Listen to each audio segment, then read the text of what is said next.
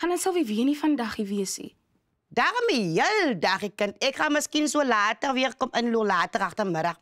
Maar vanochtend heb ik een dames die, had ik afspraak bij de spa en dan heb ik vanavond vergadering bij de kerk. Sommer net so. Hij kan sê ek ook wie kan so baie dinge in een dag doen. Ja, maar behalve dat dan Sylvie vergeet om die ding te doen wat eintlik saak maak. En dat is? Anders skenk aan die besigheid. Ek weier om my weer te opset. Maar vandat aan Sylvie bietjie geld het, skenk aan Sylvie meer aandag aan die glamorous lewe.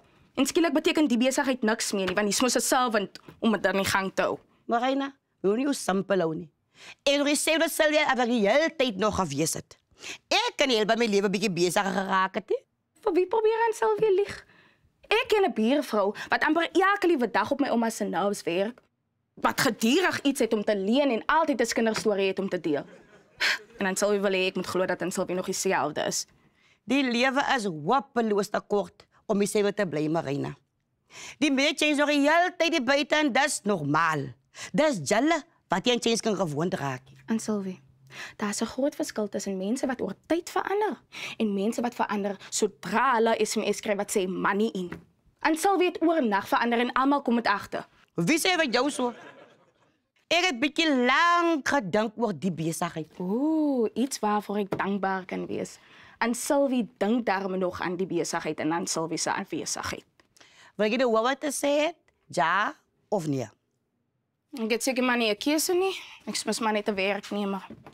Nou ja. Kyk, ek het gedink, nee. Die plek kort nuwe lewe.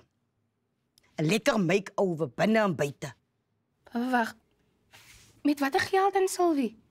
Ons is nou reeds in die fase waar ons wins sien en inteendeel, wat is fout met hoe die salon nou lyk? Nee, is niks fout nie.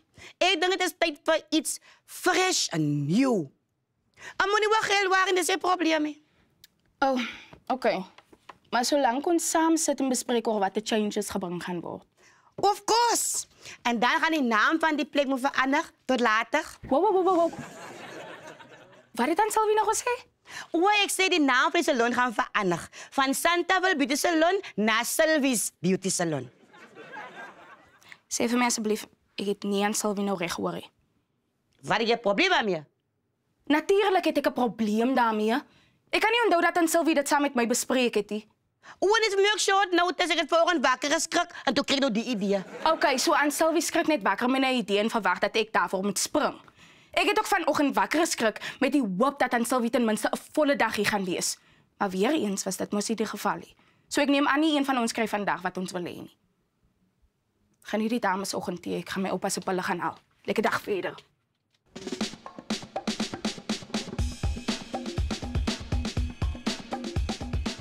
Hi daar, Sari van die Karoo.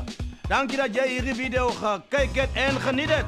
Moenie vergeet, jy geef ons 'n like, 'n comment, 'n share en 'n subscribe. Dat help my met brood en krag. En Lotto. Goodbye.